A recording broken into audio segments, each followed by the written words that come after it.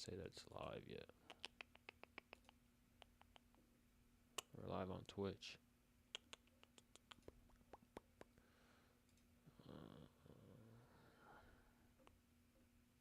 I guess that's all I really care about. I don't really care about the YouTube, that shit. That gets posted anyway. All right. You ready, Jose? Yes, sir. Boy, you look locked, Loki. What the fuck? What is up, fight fans? We got Glove Talk episode. What is this? 37, Jose. We're on episode 37 out here. We done 37 of these things. Going over UFC 320. Was it 321? Yeah, 321. Yes, Tom Aspinall versus Gane with the crazy, unfortunate ending to the card, but we'll get to that. In the co-main, we had Mackenzie Dern and Verno putting on a scrap, which we got the reaction as that as well. So we'll get to that as well. So we're gonna start here in the early prelims, but before we talk about it, Jose, what would you rate this card? In terms of the fights.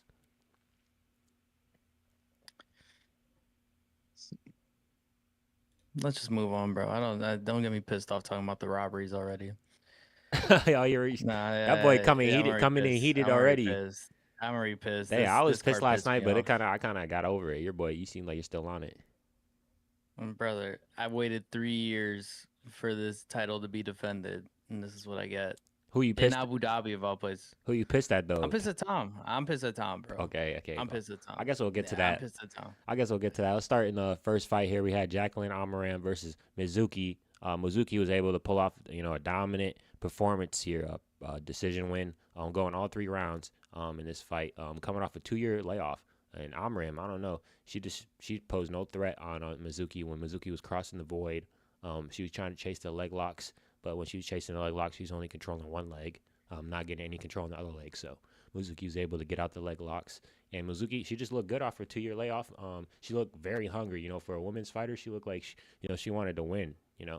And Amaram was just pulling Paul Craig's all day. So you know how the Paul Craig method works, Jose. No, for sure. You could see Amaram striking, especially by the end of the fight. She was throwing really wide, really tired, really sloppy. Mizumi looked very complete, I think, in her game as well. Very aggressive. Defensive grappling was on point. She was in some pretty compromising 50-50s, right? And really found a way to, not let herself get tapped, and reverse position as well. I like her a lot. I mean, I've always liked Mizumi, obviously coming off her layoff. Yeah, she looks good, man. That was a really good fight from her. And for Amaram, you got to go back to the drawing board. That striking was horrible. That was some terrible striking. I don't care if you're 10-3. That record cannot hide how bad you throw hooks. Yep. So, good win for Mizuki, and but Amaram just not looking the best in that performance. So, going to the next fight, we had a flyweight bout between Maxim versus Mitch Raposo. Mitch, I think he missed weight by how many? Like 3 pounds. 4 pounds. He missed 4 pounds. So, and he's a guy who took, who fought Olabekov to a close fight. So, for Mitch Raposo to pull off the win here, great win. He just looked like he was great at fighting at distance. Maxim, missed weight. Raposo looked better at range. And Azat was just trying to force takedowns. It looked like he was trying to pull like the Gamrot and shit. And he was trying to do like Khabib leg ties and stuff like that. But Raposo did a good job keeping his hips high, pushing the head in the grappling positions, and able to get it back on the feet. And then he was just good at striking that distance. So a good win for Mitch Raposo, and then to beat a guy who fought Olabekov to a competitive fight. That's a great win. So. Yeah, I mean, for Mitch Raposo, like you said, he looked really good at range. His striking really impressed me. Maxim was just spamming takedowns, spamming trips, spamming just clinch work. And, I mean, he got Mitch down, but he didn't do anything with it. Mitch got right back up every time. No damage from Maxim, really, at all in this fight. And then, of course, the blatant fence grab in the 3rd round, which, come on, man. Come on. And good on the ref for immediately stopping it, taking a point off, being very decisive. So I know we've had a lot of controversies with what referees have been doing, and especially they've been dealing with fouls and stuff. That was a very good way of dealing with it. And a good one for Mitch Raposo. I'm very happy they didn't reward a guy for just, and we'll see it again in this card, just laying on top of people. Because that's all Maxim was doing. He was trying to lay on Mitch Raposo. Mitch Raposo was getting right back up. It's damage wins fights, I like Mitch Raposo. I like his fighting style. And at flyweight, I mean, he's young enough, man, where I think you can make a lot of good fights with the way he strikes as well. Yeah, I mean, and also he was gonna be good on the mic, but it was in fucking Abu Dhabi, so the crowd just didn't react like an American crowd would. He was lit when he came on the mic, man. It was just a fucking, you know how it is, man. They don't understand what the fuck he was saying. He used the curse word, and they thought he was, the worst person ever. But um, Mitch Raposa, man, look out for him in the flyweight division. Going to the next fight, we had first fight out of Hamdi Abdulihab. I don't know what this was. This was a slot fest taking on Chris Barnett, and we got to see Chris Barnett's ass. We got to see, if his ass was more fat than Mackenzie Dern. We got to see that. But I swear to God, I've seen these motherfuckers, these two fat asses fight before, though. I swear to God. I know it's his first fight in the UFC, but I swear to God, this matchup, I feel like when Chris Barnett beat that one guy that his last fight was in the UFC or whatever in his hometown, and he head kicked him, whatever. I swear this matchup looked exactly the fucking same in terms of the two fat asses in the cage. Just Hamdi just has good grappling, but I mean this was just a terrible matchup for Chris Barnett. You got a guy who is gonna grapple you, ground and pound and stuff like that, and your main weapon is like flashy kicks, off balance kicks, So he just got taken down, and he really didn't even throw any kicks. He ended up just fighting against the cage and just inviting Hamdi in, and Hamdi was just shooting. So. Um, I don't know. Terrible performance from Chris Barnett. I say cut his ass. Get him the fuck out of here. I know we like him. I know he's entertaining, but come on, man. There's always some clown shit going on in the last 3 fights of his. Come on, this is a fucking professional fight league. So, but good win for Hamdi though. Hamdi said he wanted to fight Vitor Walker. We'll see. I have sayings about these kind of fights, heavyweight fights, that deserve to be on Apex cards. Sloppy big boy fighting. That's all it is. Sloppy big boy fighting. I just saw two fat whales laying on each other. It was bad. I mean, Hamdi did his job, I guess. Cool. Couldn't finish him, but They should have got the finish. I don't know, man. Something about seeing men with those kind of body shapes just, but yeah, that's good. I mean, Chris Barnett, we wish you the best in your future endeavors, brother. But I think it's time for you to move on. BKFC is calling your name. Maybe doing some coke with Connor. Maybe doing some coke with Connor might help you lose some weight. But anyway. Yeah. Then we're going to the next fight. Oh my God, this fight was a banger. Probably one of the best fights on the card. I don't even think any of these guys didn't even get a performance for this. But man, banger fight. We knew this fight was going to be a great matchup before it started. Nathan Wood, man, was able to pull off the win here, and some people thought this fight was kind of controversial, the decision. I had it to where you could have gave it to either guy. It just depends how you score round 2. Round 1 was obviously Jose Delgado. I mean, he hurt him really bad. It could have possibly been a 10-8. But the way that Nathan Wood was able to recompose himself in round 2, come back, and actually make round 2 very competitive, and then able to win the round 3 as well, still it with the grappling at the end. But Delgado, man, I mean, even with losing this fight, I think this guy is fucking good, man. I mean, he was throwing head kicks into spinning elbows. But Nathaniel Wood, man, he's tough. He's a guy who's fought, Morgan Shahari. He's fought, the best of the best at featherweight. So, good win out of Nathan Wood, and but honestly, you could see the Benson Henderson influence on Delgado, man, with all the tools he's using in his fights and shit like that. Yeah. But good win out of Nathan Wood. Yeah, I mean, I thought it was Delgado's fight to lose. First round, I had a 10-8, and then Nathaniel Wood knocked him down right before the round ended, which I think kind of flipped everything and made Nathaniel Wood believe he was still in the fight, and he was, right? I thought he was done for before that, and Delgado fought a good fight, and then Nathaniel Wood's a tough guy to get out, man. He's tough as nails. He's technically good, and Delgado just has to be more mindful in how aggressive he is. Because I think in some ways he kind of burned himself out using all his tools, where Nathaniel Wood kind of saw everything. But if a guy sees every tool you got by the midway point of the second round, that's where you got to be smarter, not working harder, And I think Delgado is good. I think he's only going to get better. I don't think he lost a lot of stock in this fight. I could have given the fight either way. I just think it was kind of like a Cheeto Vera type of deal, where sometimes guys will let fights slip away just out of the optics of how fights finish or how rounds finish. Nathaniel Wood did his job, though. Good win for him. I think he definitely deserves a top 15 fight at this point, get him a ranked fight. And honestly, I wouldn't be mad if Delgado got a ranked fight as well. I think he's definitely shown he could fight maybe a Dan Ige or something like that. Some guy where we can kind of start testing out both these guys, right? I think they've shown that they are um, very much serviceable, potentially elite in Delgado's case, featherweights, right? It's just a matter of cultivating them and building them to that point. But it was a fun fight for sure. I enjoyed it very much. Terrific striking. Jose Delgado, I mean, dude, just fluid in his striking and how he chained attacks together. Nathaniel Wood, fluid in his striking and how he stayed in the pocket. Great fight. Awesome fight from both guys. I'm interested to see more of both of them. Honestly, I'm big on both those guys. But yeah, Jose Miguel Delgado, I'm not gonna go on a limb and say he is gonna be a future champ. But if he does the right things, you got a makings of a guy that has everything he needs at featherweight to potentially be in that picture. Yeah, and he looks like honestly he can make bantamweight. Honestly, um, No. going to the next fight, we got performance of the night earner, Volta Walker, man, another fucking outside heel hook, man. Within his last 4 or 5 fights, securing him heel hooks in all his fights, man. This guy's a fucking goat, bro. To be able to go against a UFC fighter, a guy who fights professionally for a living, who's gonna be able to train weeks, at months at times, for what you're gonna throw at him, and you still be able to get it, 4 times in a row, man. This guy's the fucking goat, bro. But he was doing what Amaran wasn't doing in the first fight. He controls the other leg, or he makes sure your other leg is straight when he goes for the leg lock. So he just secures it, man. He has a system. He probably has it set, and his system works against these heavyweights because these heavyweights they don't have the most.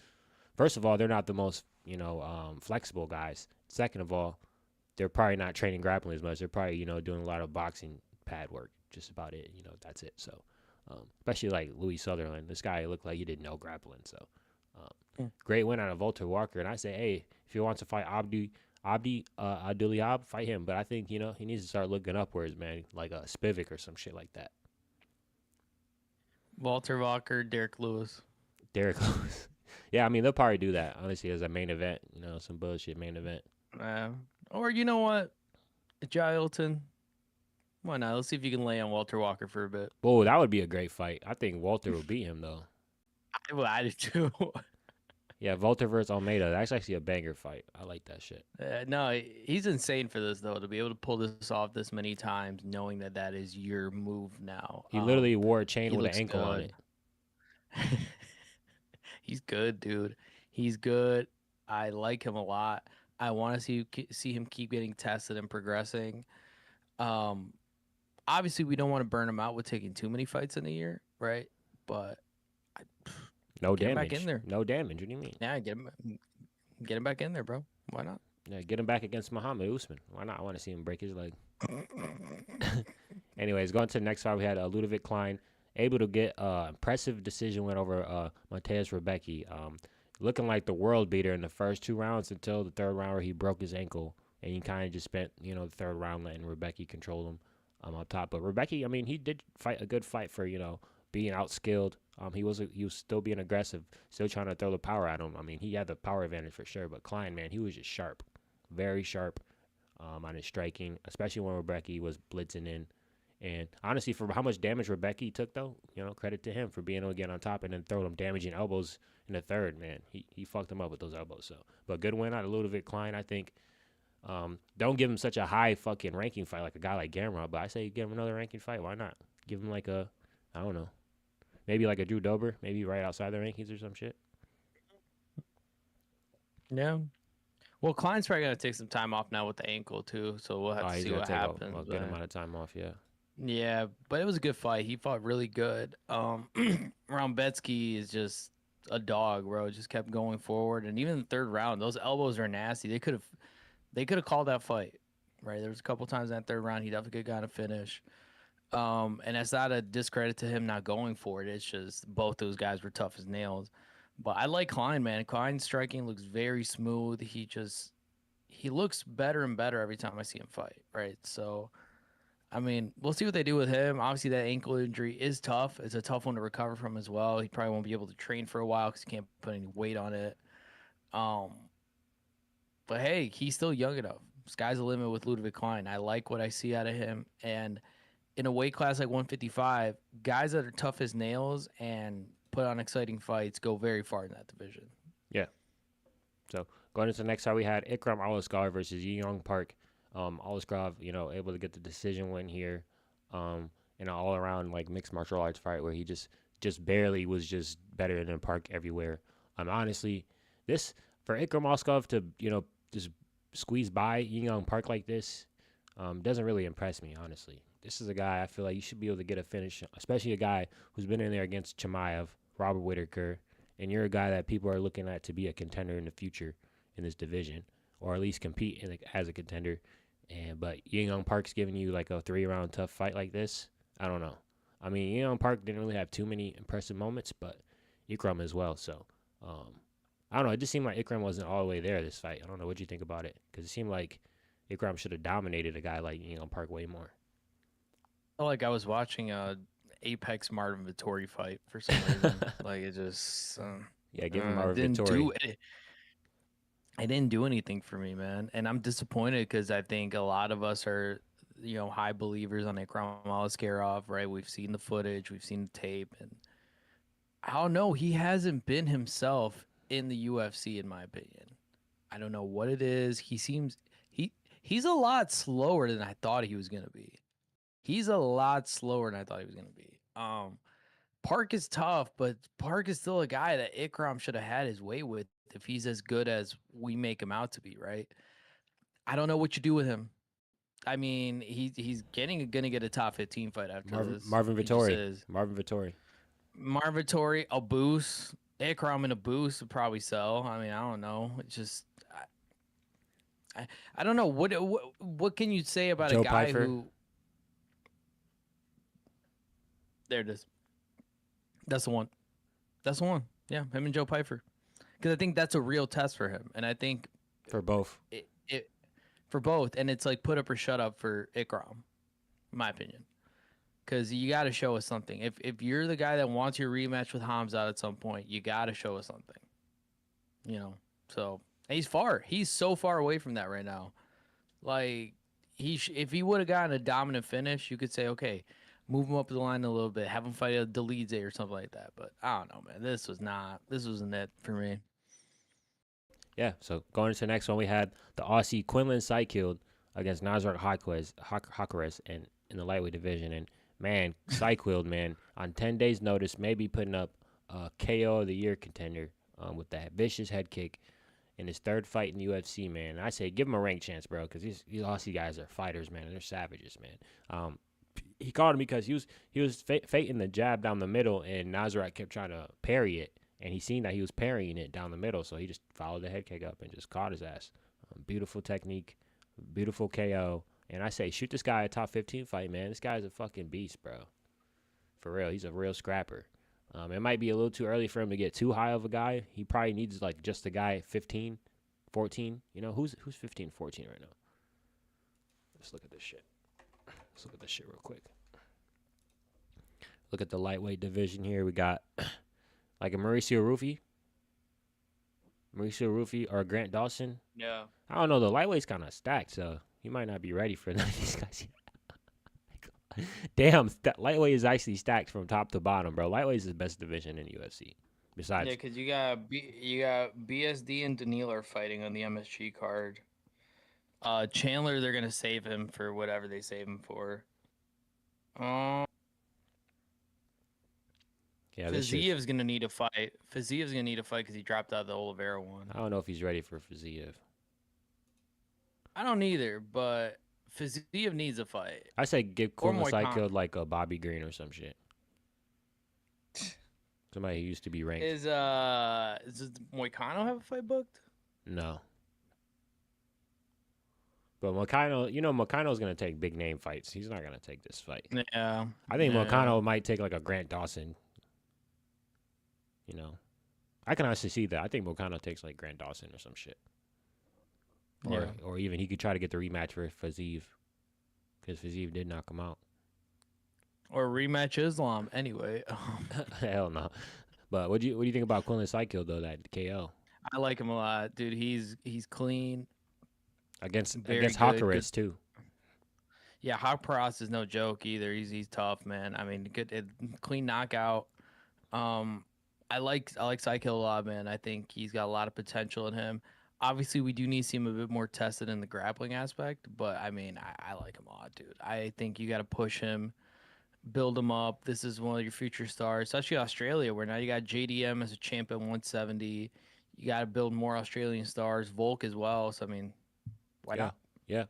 So I think this is where we go into the main event here. We got my new favorite light heavyweight in the UFC, Azmat Mirzakhanov, knocking out Alexander Rakic, man. Um, threw a fucking hook that basically looked like a straight jab, bro. Caught his ass.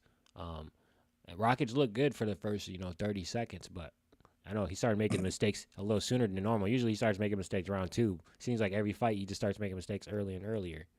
You know, he looked like he was good, man, for the first 20 seconds, 30 seconds of the fight, and then or a minute of the fight. But Azmat, man, I really think this guy is the next contender at light heavyweight. I really do. He might be a little undersized in terms of the height, but this guy's got skills to pay the bills.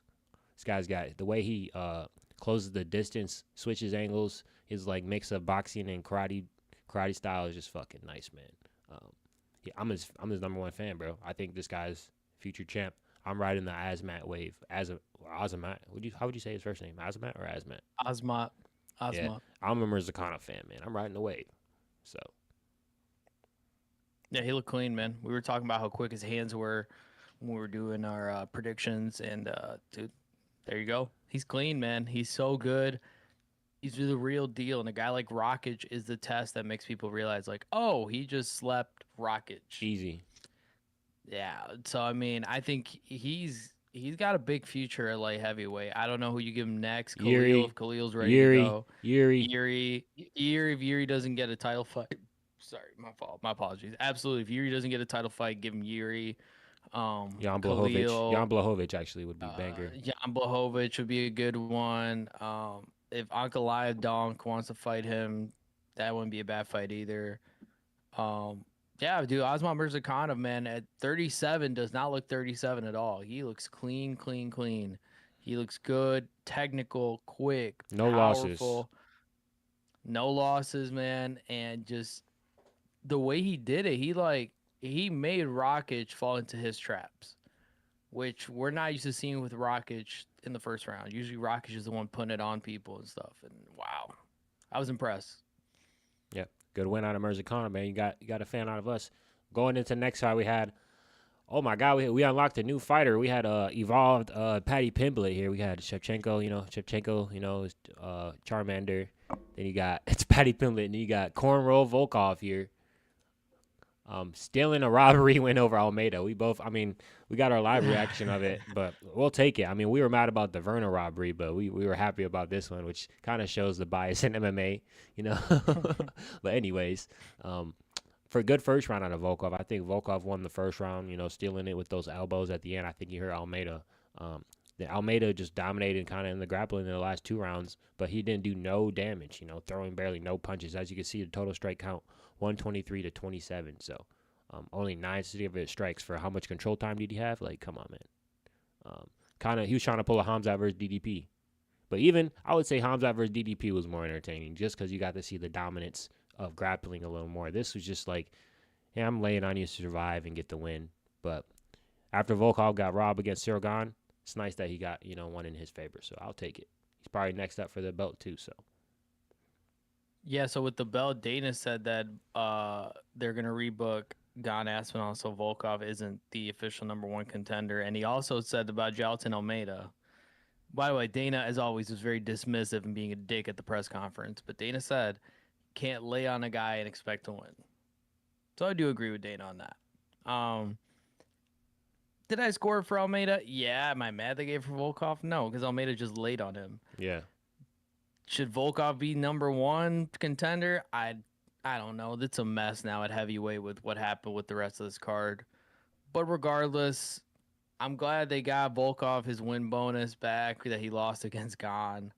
And for Jailton Almeida, brother, you had some of the most dominant grappling positions, and you didn't go for any finishes. No ground and pound, no nothing. Come on, man. It's bad. Walter Walker, here you come. Well, your heel is mine, brother. So yeah. Going to the next fight, we had Umar Nurmagomedov versus Mario Bautista. Mario Bautista showing an impressive fight here, but Umar, able to get the win. I think we both scored it for Umar 2-1, or I think I scored every 3 rounds, all 3 rounds to Umar. Even if he got dropped Yeah. in that second Yeah. round, I think he still won that second round. But Mario Batista almost caught him with the knee, man. Clean knee, dropped him, hurt him. Really, probably the worst we've seen Umar hurt in the UFC. I know he was dropped one other time earlier in his career, but I forgot the name of the guy. But great win from Umar. But this fight doesn't really make me think like he needs a title shot right away. I think he needs to fight one more, because this fight did not have me salivating for the rematch. This makes me think I'm going to probably see more of the same. This makes me think Peter Yan is probably the best chance to beat Merab now at this point, in my opinion. But I don't know. That's just my opinion. He won. He beat a guy like Mario Batista, who is tough. But I don't know. I'm just not salivating to see the rematch now. I mean, I'm with you. I agree. Mario Batista, I don't know what he did not look like himself out there at all.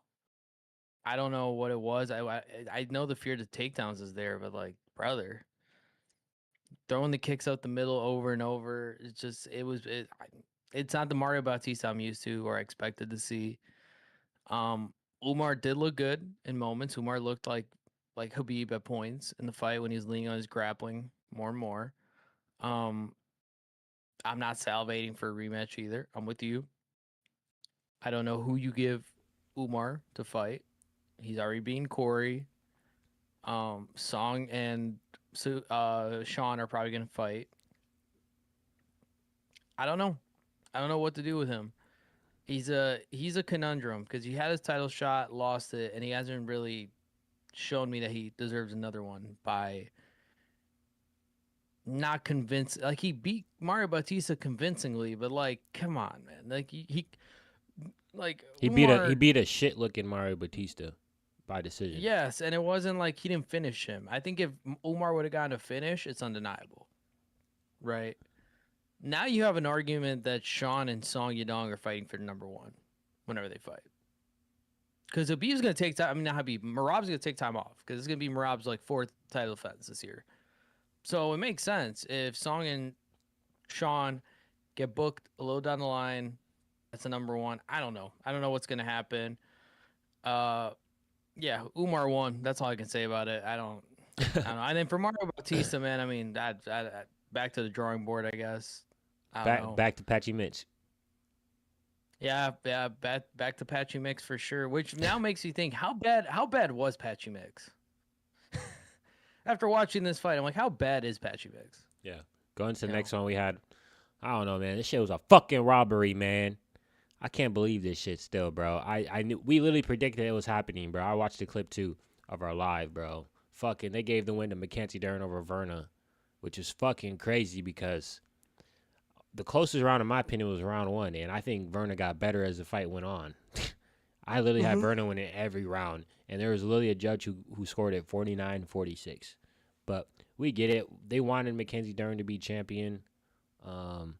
Obviously, she probably sells better than Verna, but she loses her first defense, She gets destroyed. And if Whaley comes back down, she destroys her too. So she probably even lose. Now we're probably going to get a fucking Tatiana Suarez as champ, bro. So enjoy. For all you fucking horny ass motherfuckers, enjoy. I still can't believe this shit, bro. Yeah. Every time she took her down, she reversed her.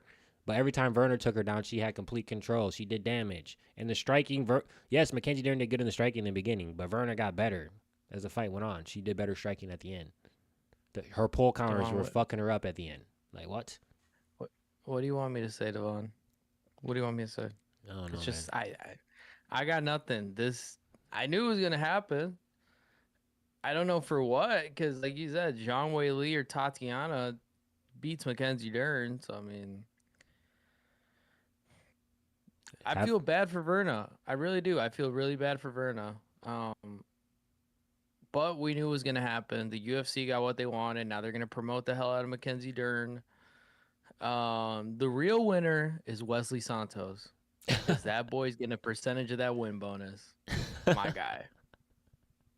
Yeah, man, we got OnlyFans taking over the fucking UFC, bro. Yeah, I mean, and listen, Mackenzie Dern, didn't look bad, but she didn't look like a world champion. She didn't look bad for Dern, but she looked shit as a champion. Exactly. That's my point. Yeah, yeah. She didn't look like a world champion. If Zhang Wei Li decides to come back down, good luck. Good luck, bro. That fight's over in a round. Like Shit. Mackenzie Dern, she hasn't even her grappling. She was making stupid decisions, letting Verna sweep her and take control. Right, where I don't think at any point in the fight you thought Mackenzie's imposing her will. Right. So I don't know. I don't know. Dana got asked about it. Dana said that Mackenzie deserved it. I don't know. Whatever. Yeah, fucking bullshit, bro. Straight up, whatever. We're just gonna. It's MMA. We're just gonna walk past it. More bullshit coming though. Yeah, more bullshit. And then we had the main event: Tom Aspinall versus Cyril Gane. And I'm just gonna come out and say it, bro. Tom Aspinall was getting fucked up, bro. I ain't gonna lie, bro. Gane was fucking Tom Aspinall up. He had him bloodied, and then the unfortunate double eye poke, which, I mean, No. Cyril Gane was fucking him up. That's what happened. He's the world heavyweight champion. Thank you guys for tuning in to Club Talk. Nothing else happened. We're done. No, fuck this, dude. Nah, bro. I mean, he did eye poke him, but I was watching some reactions. I watched MMA Guru, and they're all trying to blame Cyril Gane, but did we all forget that the doctor literally said, "I don't see nothing wrong with his eye"? The doctor looked at Tom's eye and says, "I see nothing wrong with the orbital," or whatever he said. He said, "I don't see nothing wrong with his eye." So I think Tom Aspinall was feeling a little bit off. Realized the fight was a lot tougher than what he thought it was going to be. He got his first takedown stuffed. He was getting torn up on the feet. Gane was looking fucking good, man. I swear to God, Gane was looking good. And he got his nose bloodied. And he was like, I mean, the eye poke probably did affect him a little bit. So he was like, I'm not about to go out there and risk it, bro. Versus, you could have probably still fought with one eye. You got Bisping. Come on now. You got Bisping. You got DC, or Stipe versus DC. Stipe got eye poked, and he still knocked out DC. So you got shit like that that's happened before. It just wasn't going his way. Probably was an off night. Didn't finish him as fast as John Jones already. So he probably was. There's just probably so many factors where he was like, I'm just gonna let this weigh in a little bit more than what probably wouldn't normally. I bet this wasn't a title fight. If he fought Cyril Gane like before he got the belt, he would have just kept this shit going. I just think that pressure got to him, and he's like, you know what, I'm gonna let this come into the play a little bit. That's just my opinion. I mean, Cyril Gane did eye poke his ass, but man, Cyril Gane did look good before. And this makes me, I got Cyril Gane in the rematch. I do too. And then Dana said they're gonna rebook it. They still don't know if it's gonna be the MSG card or not. Tom went to the hospital. Tom fucking Aspinall went to the hospital, Devon. Yeah, come on, man. Like, he said, I can't see. You've been covering your eye for the last 5 minutes. I wouldn't be able to see either if I'm covering my eye. I mean, the doctor literally said, I see nothing wrong. So I don't know. I don't know what that means, but that shit. Here's my thing. Before this fight, I was a firm believer that Tom Aspinall beats John Jones. Hell you really think I can say the same thing after this, bro? I never thought that. I'm not dumb like you. I'm not a fucking idiot like you. John Jones is a fucking GOAT, bro. It's not debatable, bro. No, he is. It's not a discredit to John's pedigree. It was more of a concern for John's age, right, and ability at that age. But I mean, and this isn't a knock on Cyril Gane either. But if you think people, I'm not speaking to Devon because he knows what I'm about to say. People, if you think Cyril Gane looks good fighting at distance, have you ever seen John Jones fight? Have you ever seen what John Jones can do kicking your ACL out, body knees, keeping you at range with those 84.5-inch arms where even when you throw the widest overhands ever, you still can't touch them? Oh, and he can take you down, and he can choke you out, and he can put you against the cage. And he can out-wrestle DC. Yeah. So it's like, Tom had one job. We said this. Tom had more pressure than Cyril Gane coming into this fight. And Tom crumbled. I'm sorry. Tom crumbled. I feel bad for Cyril Gane. Yes, he eye poked him. Honestly, can we be honest watching the tape back, Devon? The other eye got poked harder than the one that he was holding. What are we doing? Like, and Tom was fine for a second when he got poked, and then as soon as he pointed to the ref, then he did the holding the eye thing. And again, I'm not in Tom Aspinall's shoes. I don't know how his eye feels. It's a bad look on a night where the UFC needed this to go off without a hitch. You now have a title that has not been defended in 3 years. In 3 years, has not been defended. That's insane to me, right? Like the full belt has not been defended in 3. I don't count the John Jones Stipe one. That whatever. There was still an interim title at that point because Tom was the interim champion while the title was being defended. MMA politics, but anyway, that's a bad look. They got to rebook this fight. I don't think they'll make it for MSG. I think they'll probably do it for the first Paramount card, which works out better for Dana. I don't know what the fuck Dana's gonna complain about. Yeah, Put this fight on the first Paramount card. They're gonna duo it up with the Chimaev fight, man. Yeah, I mean, why not? Yeah. Why not? You know, and so I do think Cyril Gane wins that rematch. Tom didn't look awful. Oh, he looked good. But he didn't look like but he didn't look like Tom Aspinall that we're used to. And that's not on him. I think that's Cyril Gane just being able to manage distance where guys like Pavlovich and Blades and stuff are just zero striking awareness when it comes to defense. Where Cyril Gane, like, dude, Gane was getting some nasty angles in that fight.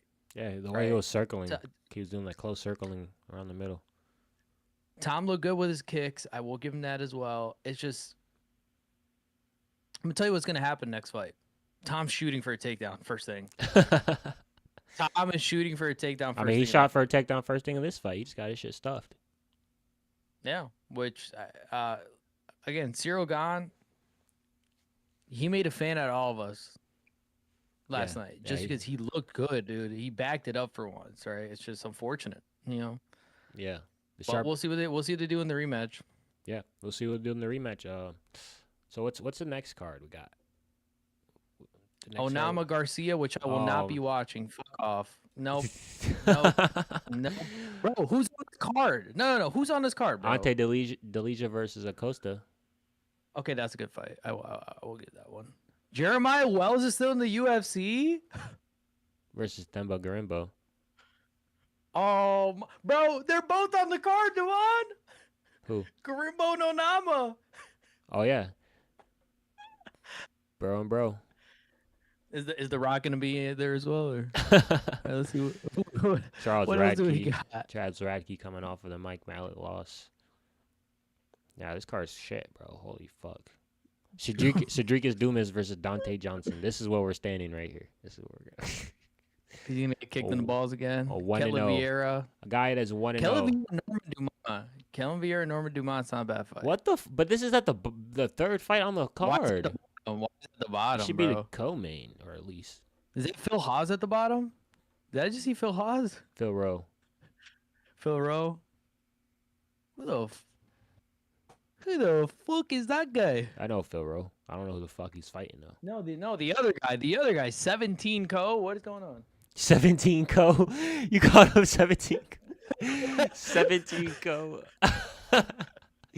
Bro, why does he look proportional as shit? Look. Like legs. Look at his legs. What the fuck? Bro, it looks like Charlie with a six-pack.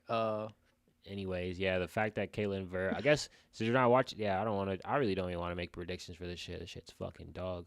Guys, you let us know if you're watching this card, and then you tell us what happened, and you make a video with you breaking it down. Because if you think I'm going to spend my Saturday watching this pile of shit, Yeah, this might be the worst fight night ever. I'm trying to think. Dude, this might be worse than the Macy Barber main event one. Where she popped this should have been the main event for UFC Noche. No. And then after this, we get Bonfim versus Brown, which I would say at least this is better. This is better, at least. It's not that much better. Still better. At least we get Adrian Yanez, Bueno Silva. At least we get some decent fights on this card, Bro, they're still booking fights for this? They're still booking for this. What the hell? This is in 2 weeks. You know what Dana said about the White House card yesterday at the press conference? What? The White House card's June 14th, by the way. He said they're not going to start booking or looking at that card till February. Yeah. I mean, that makes sense though. I mean, fights got to play out, and you can't hold up other No, no, cards. I would get that, but we're talking about Connor and John Jones. You need to have like 6 months notice to make those fights work. Nah, I think you got it. I think Connor gets to the fight better on a short notice. Honestly. The Qatar card, that is Arman and Hooker, right? Yeah. Okay, so they asked Dana yesterday because Alexander Topuria is fighting on that card, Ilya's brother. So Ilya will be there at that card. Yeah. So now they were asking Dana if they needed more security between Ilya and Arman. Are they going to have Arman and Ilya face off? Oh, this card is stacked. Oh, What the fuck? yeah, that's a really good card. Yeah, this card's banging. Oh, he's fighting. Dude, that is. Oh, he's got a good matchup too. Okay. So that's what I'm saying. That's gonna be interesting. Oh, I like the Alex Perez fight. That's How good. long has Alex Perez been ranked? Can we get out the rankings, bro? This guy's been fucking ranked forever, bro. Holy shit. Get him fuck out of here, bro. Honestly. I used to like him, bro. He just sells. I'm sorry. And he's just fucking an injured fucking motherfucker. And he Remember barely when fights. when his shoulder popped out Yeah. against was it Royval? It was Royval. I will say, when he did knock out Nicolau, that was clean. I will say that. Because Nicolau is cold. But I don't know. We need to get Muhammad Makayev back in the UFC, man.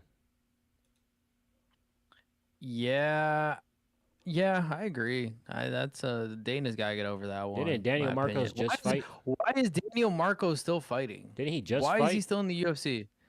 I'm pretty sure. Why is he still in the UFC, What bro? do you mean? He's 17-1, nigga? What you talking about? I hate him. No, I hate the way he fights, bro. And that stupid red hair. Oh yeah, he just fought Montel Jackson. Okay. He beat fucking Adrian Yanez. Fuck you mean why he's in the UFC? Yanez is a sell artist. Let's be honest. But anyways, Ever since Rob Font fraud checked him, bro, he's a sell artist. yeah, true. You're right. Oh yeah, they did this post about Mackenzie Dern right here. See this? Anyway, that's gonna do a Glove Talk episode 37. I love that. 37. That's gonna do it.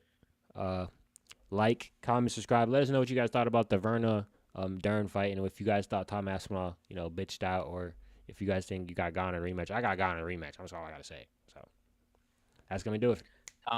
Tom, if you think that Cyril Gane poked your eyes, wait